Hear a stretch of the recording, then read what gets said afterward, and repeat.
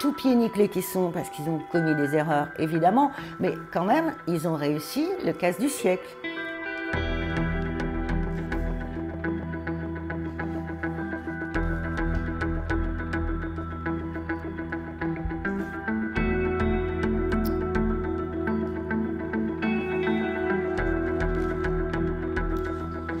Est-ce que tu peux nous résumer déjà ce livre, ce fait divers, Kim et les papis braqueurs, qu'est-ce que c'est? En fait, c'est l'histoire du braquage de la star planétaire Kim Kardashian par des vieux voleurs de régions parisiennes, de banlieue, qui s'est passé la nuit du 2 au 3 octobre 2016 à Paris, à l'endroit où elle était descendue, c'est-à-dire une espèce d'hôtel particulier pour stars américaines. Et elle s'est fait délester quand même pour 10 millions de dollars de bijoux, dont sa bague de fiançailles qui valait 4 millions de dollars, offerte par le rappeur Kanye West, son mari. Qu'est-ce qui t'a attiré dans cette affaire au tout début? Pourquoi tu t'es intéressé à cette histoire alors? Moi, je me suis intéressée à cette affaire parce que je la trouvais cocasse. Je trouvais ça dingue que des vieux, des braqueurs à l'ancienne, à vélo, aient réussi à dépouiller Kim Kardashian, qui exhibe ses bijoux sur les réseaux sociaux, qui est la reine du paraître, du bling-bling, le jet, la richesse. Et eux, à côté, franchement, c'est le choc des cultures. C'est que des vieux galériens qui ont fait je ne sais pas combien d'années de prison, qui sont toujours à l'affût d'un plan pour se refaire, c'est-à-dire amasser de l'oseille, comme ils disent. Et franchement, c'est un crash, un télescopage incroyable. Et moi, c'est ça qui m'a plu. Justement, vous parliez de cocasserie. Ce qui est resté dans les mémoires par rapport à cette histoire, c'est leur âge et certains qui font ce casse à vélo. Oui, parce que franchement, ces types-là, et quand ils ont le tuyau, comme quoi une Américaine, quand elle vient à la Fashion Week à Paris, se trimballe avec ses vrais bijoux, un diamant de 19 carats, etc., eux, ils ont envie d'y aller en voiture d'abord, mais ils s'aperçoivent, on est quand même en 2016, on est un an après les attentats de Charlie et du Bataclan, donc le plan de prévention du terrorisme, Vigipirate, il est à son maximum. Donc dans le quartier de la Madeleine, où elle vient dans un hôtel qui s'appelle le No Adresse, en fait on ne peut pas se garer. Donc les vieux se disent, bah, on va y aller à bicyclette, on va passer inaperçu. Ils mettent des chasubles réfléchissantes, des gilets jaunes en fait, pour passer inaperçu parce que c'est le meilleur moyen dans Paris pour circuler en fait. Qu'est-ce qui leur donne l'idée à ces papis, à ces vieux de ce coup? Ces vieux-là, voleurs, ils sont toujours à l'affût de tous les plans. Et donc il y en a un, apparemment à Omar Haït Kedash, qui l'a admis, hein, il a entendu dans un petit bar du Marais le fait que cette star américaine qui vient de temps en temps à Paris, elle se trimballe avec des bijoux pas possibles, etc. Et donc c'est pas tombé dans l'oreille d'un sourd, alors que pourtant il est sourd comme un pot. Cette fois, il a bien entendu. Et à partir de là, enfin, il dit qu'il a un commanditaire. Aujourd'hui, il dit qu'il a un commanditaire qui lui a montré, en fait, les bijoux sur Internet. Et donc, là, ils sont plusieurs vieux à un moment donné, toute l'équipe là de vieux, parce qu'ils ne font pas confiance aux juniors, ils ne font pas confiance aux jeunes. Ils veulent bosser entre eux parce que c'est non violent, ils ont leur petite méthode, ils veulent blesser personne, etc. Ils veulent faire ça pépère. Et ils ont vu sur Internet un plus jeune qu'eux leur a montré dans un cybercafé, sur un ordinateur, tous les bijoux de Kim Kardashian. Et ils ont découvert des trucs pas possibles. Ils ne savaient même pas que ça existait, des dentiers avec des petits diamants incrustés. Et surtout, ils y allaient pour la ring, pour la bague à 4 millions de dollars. Et en fait, une fois sur place, voilà, ils ont pris le reste, ils ont pris un écrin rempli d'une vingtaine de pièces de montres, de boucles d'oreilles, de colliers, etc. Mais c'était en plus, ils y allaient pour la bague et ils sont revenus avec la bague. Vous avez rencontré certains des protagonistes justement de cette histoire et il y en a un qui est même venu ici chez vous? Mais oui, ça c'est incroyable. Quand je faisais ce livre, j'ai bien ramé d'ailleurs pour ce bouquin, parce que les voleurs ne voulaient pas me voir tant qu'ils n'étaient pas jugés. Et donc, je laissais des petits messages partout, j'allais dans des rades à voyous, je voyais des copains, de copains, machin. Je disais, je veux voir Didier les yeux bleus, je veux voir Aomar, je veux voir Cathy, je veux voir Pierrot, etc., etc. Et puis, ça ne marchait pas. Et au bout de 2 ans et demi, quand même, de recherche, de quête de Didier les yeux bleus, il y a un de ses copains qui m'appelle, qui s'appelle Momo l'élégant, et qui me dit, écoute Patricia, il est OK pour te voir, ça n'engage à rien, et il n'a pas dit oui, mais au moins te voir 5 minutes pour discuter. Et là, je lui dis, mais Momo, où est-ce qu'on se voit? C'est le confinement, il y a le Covid, les bistrots sont fermés, les restos sont fermés. Et donc, il proposait des plans foireux, je ne sais pas quoi, en Seine-Saint-Denis. J'ai dit, non, bon, écoutez, venez chez moi. Donc, ça, je ne l'ai jamais fait. Je leur ai donné le code et tout. Et là, à la porte, quand ils sont arrivés, Didier les yeux bleus portait exactement en fait la même tenue que sur des photos de surveillance de la police 3 mois après le casse, où la police les soupçonne d'avoir partagé de l'argent. Didier les yeux bleus dit non, rien à voir. Mais ils sont là, 4 vieux, devant le Mont Café à Paris, et Didier les yeux bleus, il a un bonnet à jacquard, noir et blanc, il a une écharpe bleue, il a une doudoune. Quand il toque à ma porte, en fait, il a la même écharpe bleue, le même bonnet, la même doudoune, et il a un bouquet de fleurs à la main. Et là, j'éclate de rire, je dis « Oh, je les connais, ces photos !» Et Didier les yeux bleus me dit « Bah, oui, je ne vais pas les jeter, mes habits, moi, j'y suis pour rien dans cette affaire-là. Je ne vois pas pourquoi je jetterais mes habits, je m'habille pareil. » Et du coup, qu'est-ce qui se passe ici? Alors, il vous raconte Bah, au départ, Didier les yeux bleus, il veut pas. Lui, en fait, il dit qu'il n'est pas dans le coup, il n'y a pas son ADN, il n'y a pas d'empreinte digitale.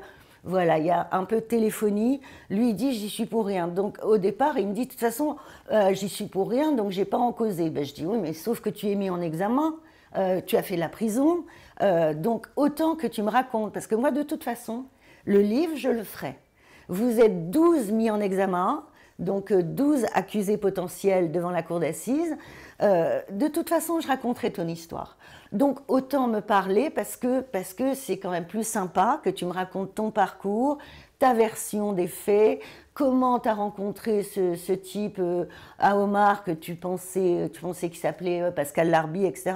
Et donc au départ, il m'a dit non, j'ai l'impression de jouer à la roulette russe et en faisant ça. Et après, je lui ai dit, de toute façon, je le ferai. Il y a des lettres dans les dossiers d'instruction que tu écris à la juge, etc., etc. Tu connais ma réputation dans le milieu, je suis quelqu'un de confiance, je connais ton avocat, on se connaît. Donc, je pense que c'est mieux qu'on fasse ensemble et que tu me racontes ta vie. Et Didier les yeux bleus a accepté, et donc du coup, il occupe tout le chapitre 17 de mon livre, donc après les arrestations, après l'enquête, etc. Et ce chapitre s'appelle « Je ne suis pas un papy braqueur, je suis un papa poule », parce qu'il a des jeunes enfants, et que ses enfants, c'est le trésor de sa vie, etc. etc. Justement, ces protagonistes, on sent que vous avez une forme de bienveillance vis-à-vis d'eux, enfin... Vous décrivez longuement, vraiment, dans le livre, leur parcours, d'où ils viennent. C'est quoi? C'est de la bienveillance? C'est de la curiosité? Moi, les gens m'intéressent en général. Et là, ces vieux braqueurs, oui, il y a une forme de bienveillance et en même temps pas de complaisance, parce que je ne suis pas dupe des coups fourrés. Ils ne sont pas tous aussi sympathiques les uns que les autres. Et donc, j'essaye de faire la part des choses. Mais ce qui m'intéresse, c'est leur parcours de vie. Comment ils en arrivent là? Qu'est-ce qu'il y a eu? Les embûches, les chutes, les séjours en prison, les familles nombreuses, les premiers petits vols, les larcins. Et puis comment, en fait, ils en arrivent à être obligés de chercher de l'argent tout le temps. C'est des galériens, ces mecs-là. Et donc, ils sont tout le temps là, en train de chercher un petit billet, deux petits billets, un gros billet. Et ça n'en finit plus, puis ça se finit toujours de la même manière. C'est ça qui est pathétique. Et donc, quelque part, oui, je les vois avec bienveillance. si ces papy braqueurs s'en prennent à Kardashian, c'est que c'est devenu compliqué en fait. C'est ce qu'on comprend dans le livre, c'est que c'est devenu compliqué de faire ce qu'ils faisaient à l'ancienne, les banques, les fourgons. Voilà. Ben, ces voleurs-là, ils ont évolué depuis les années 60-70. Donc, ils ont commis des hold-up, tous. Ils ont pas attaqué de fourgons blindés. C'est pas leur truc. Mais quand les banques se sont équipées, en fait, ils sont passés pour certains au trafic de drogue. Voilà, ils ont fait des go-fast entre le Maroc et la France. Et après, ils se sont retournés un peu vers les saucissonnages, c'est-à-dire les vols chez des particuliers, en les attachant comme un saucisson de lion pour obtenir les bijoux, la cachette du coffre ou l'argent, etc. Et puis, et puis voilà, c'est ce qu'ils ont fait avec Kim Kardashian finalement. C'est un saucissonnage. On appelle ça aujourd'hui les homejacking, mais enfin bon, c'est un saucissonnage. C'est-à-dire on entre chez quelqu'un la nuit, voilà, et pour prendre son argent. Alors elle n'avait pas beaucoup, elle avait 1000 euros, c'était pas très content. Et pour prendre les bijoux, ils lui ont scotché la bouche et ils lui ont attaché les poignets, ils lui ont attaché les chevilles. Et tout ça sous la menace d'une arme, qui était loin d'elle, mais elle était là quand même. Euh, Vous avez déjà beaucoup écrit sur le milieu et justement saucissonnage. Vous utilisez un argot un peu, on dit à la Audiard. C'était important. Ouais, c'est-à-dire que ce livre, je l'écris dans la langue fleurie des bandits parce que c'est comme ça qu'ils parlent, c'est comme ça qu'ils causent. Et puis j'ai forcé le trait un petit peu quand même. J'ai mis un dico d'argot à la fin. Et en revanche, les chapitres qui concernent Kim Kardashian, notamment celui qui s'appelle Very Bad Trip sur la nuit justement du casse, là je l'écris en franglais. Parce que elle, dans ses dépositions, voilà, elle parle anglais. Le veilleur de nuit qui traduit, parce que les vieux ne causent pas anglais. Hein. En fait, les vieux, il y en a deux qui montent dans la chambre et avec le veilleur de nuit. Et en fait, quand il demande à Kim Kardashian la ring, elle ne comprend pas ce que c'est. Elle dit what. Et en fait, c'est le veilleur de nuit, Abderrahman Ouatiki, heureusement, qui apaise les choses et qui dit « Madame, je pense qu'ils en veulent à votre bague ». Et là, elle donne la bague qui est sur sa table de nuit. Et après, le deuxième mot qu'ils connaissent en anglais, c'est « money ». Et bon, money, il n'y en a pas beaucoup. Ils ne savent pas dire les bijoux, mais ils les ont trouvés dans un écrin Louis Vuitton. Et puis voilà, ils sont repartis. Et tout pieds nickelés qu'ils sont, parce qu'ils ont commis des erreurs, évidemment, mais quand même, ils ont réussi le casse du siècle. Et ils ont échangé les bijoux en Belgique, à Anvers. La bague, elle n'a jamais été retrouvée. Ils n'ont pas changé au taux qu'ils espéraient, mais ils ont quand même récupéré l'argent et les bijoux n'ont pas été retrouvés. On est à quelques jours de l'ouverture du procès. Qu'est-ce qu'ils deviennent les protagonistes là maintenant? Alors, sur les 12 accusés qui devaient comparaître devant la cour d'assises de Paris, déjà, il y a le receleur né râpé, Marceau Baumgartner, qui est décédé. Il y en a un en moins. Pierrot Bouyaner, qui était suspecté d'être l'un des guetteurs, mais qu'il a toujours contesté. Il avait déjà 72 ans au moment des faits en 2016. Et là, en fait, il est atteint d'une maladie neurodégénérative et donc son cas a été disjoint. Il y a une expertise qui dit qu'il ne peut pas comparaître. Donc, il en reste 10. Et sur les 10, je veux dire, Didier les yeux bleus, il va très mal. Il a son cancer du poumon qui a redémarré, donc il est sous chimio. Mais il viendra quand même à son procès parce qu'il ne veut pas se défiler et dit qu'il n'a rien à voir là-dedans. Donc il va l'exprimer devant la cour et les jurés. Aomar Kedash, il est complètement sourd. Cathy, qui comparait pour complicité de ce vol à main armée, et qui dit qu'elle y est pour rien, elle ne savait pas ce que Aomar faisait, son ancien compagnon, elle se retrouve là-dedans un peu comme ça. Elle va avoir 79 ans, elle a aussi des problèmes de santé. Donc en fait, le président de la cour d'assises va devoir aménager les audiences en fonction de l'état de santé des uns et des autres. Qu'est-ce qu'il faut attendre de ce... Enfin, il va être très médiatisé, j'imagine, ce procès. C'est Kim Kardashian. Qu'est-ce qu'il faut en attendre de ce procès, d'après vous? Ce procès, il est ultra médiatisé parce qu'il y a la star Kim Kardashian qui va venir en plus déposer à la barre à Paris, raconter ce qui lui est arrivé cette nuit-là. Voilà, elle a eu la trouille de sa vie, elle était en panique, elle a pensé qu'elle allait mourir et tout. Bon, après, elle s'est amendée. Enfin, c'est-à-dire que d'un côté, il y a deux des braqueurs qui avaient laissé leur ADN à Omar Haït-Kedash et puis Younis Abbas, qui était un des guetteurs. Eux, ils ont avoué les faits, à minima. Eux, ils lui ont écrit une lettre en s'excusant quand ils ont entendu qu'elle avait été traumatisée par ce braquage. Et voilà, ils s'excusent de ça, mais en même temps, ils disent qu'il n'y a pas eu de violence excessive.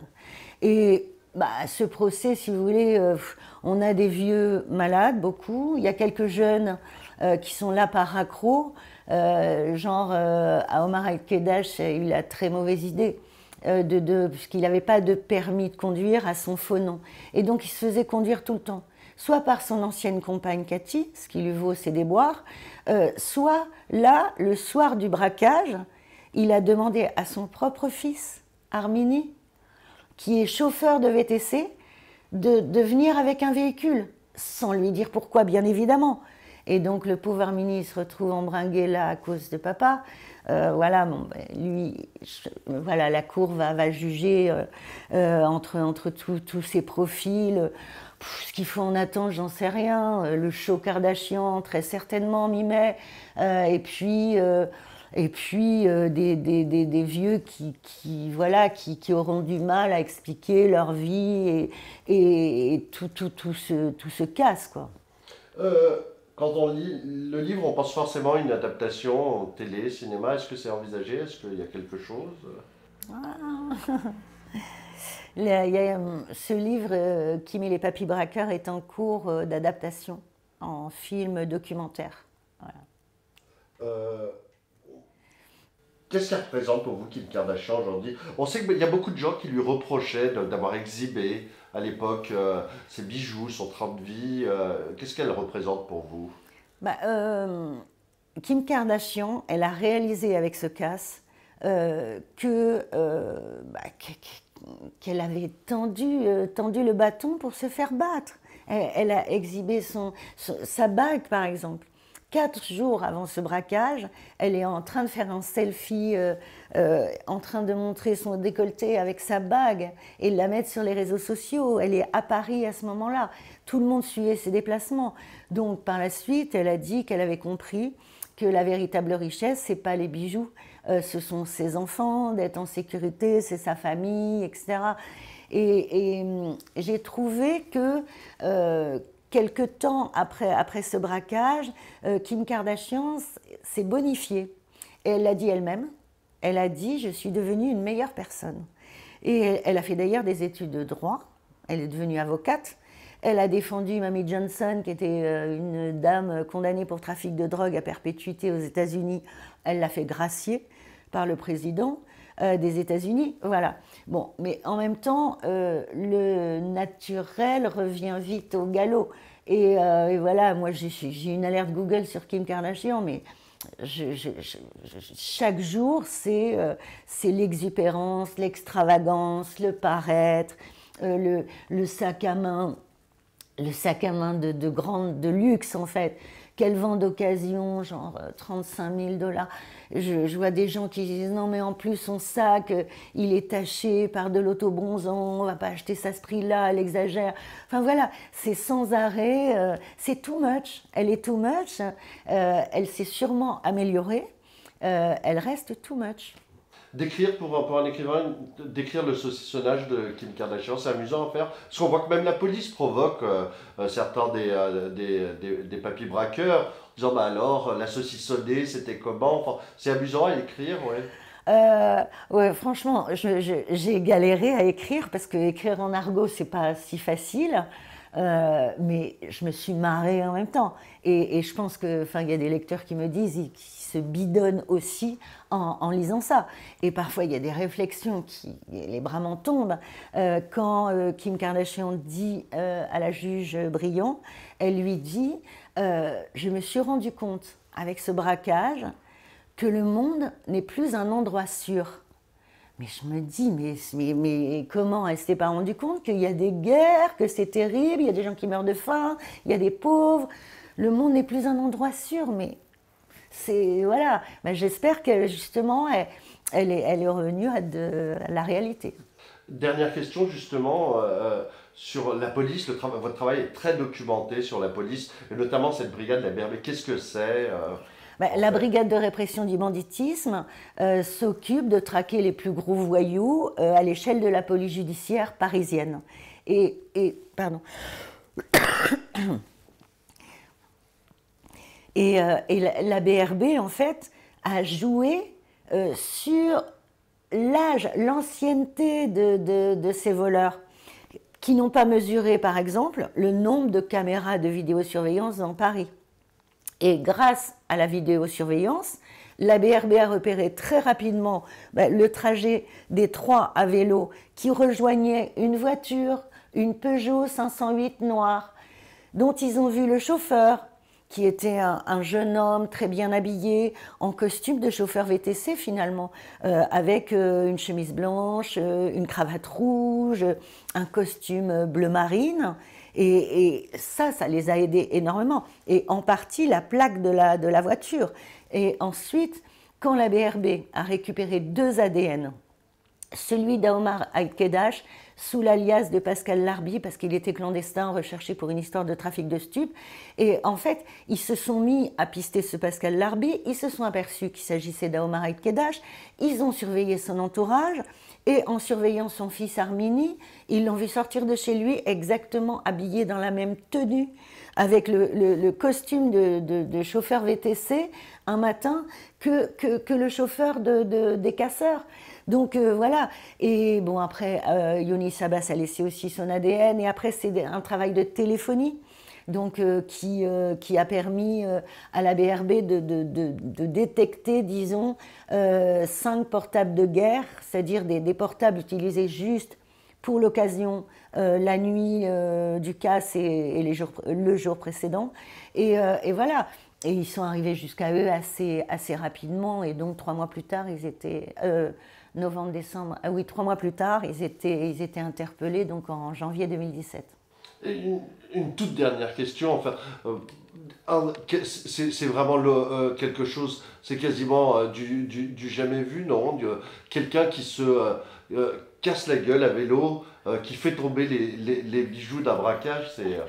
Je sais pas, il y a sûrement des gags comme ça dans pas mal de braquages, mais là quand même, le fait, et bon, les vélos avaient été achetés sur le site d'occasion, le Bon Coin, et en fait, à l'aller, pour aller rue Tronchet, donc à l'hôtel de Pourtalès, le no adresse, Yonis Abbas s'est aperçu que son pneu était à plat ou crevé. Et en fait, il ne peut pas s'arrêter à ce moment-là. Il dit, mais j'ai donné ma parole, les autres m'attendent. Donc il continue. Au retour, c'est terrible, hein, parce qu'il récupère un sac. Normalement, il devait récupérer du matériel compromettant à jeter. En fait, il a un sac qui ne ferme pas. Et finalement, il le met sur le guidon. Et voilà, il part, il roule, il se casse la figure à un moment donné parce que sa roue, c'est de pire en pire. Et là, c'est tous les bijoux qui tombent dans le caniveau, quoi. Et il ramasse, il est halluciné d'avoir les bijoux, sauf la bague, hein, qui est ailleurs. Et il oublie une croix avec des diamants qui vaut 33 000 euros dans le caniveau. Et c'est une dame, une employée du quartier de la Madeleine, qui le lendemain va le trouver sur le trottoir et porter le bijou toute la journée, frimer auprès de ses copines de bureau, avant de réaliser le soir que ça doit provenir du butin, en fait, des bijoux volés à Kim Kardashian. Et elle a rapporté le bijou à la BRB, mais bon, elle avait touché, toutes ses collègues avaient touché, il n'y avait plus d'empreintes nulle part.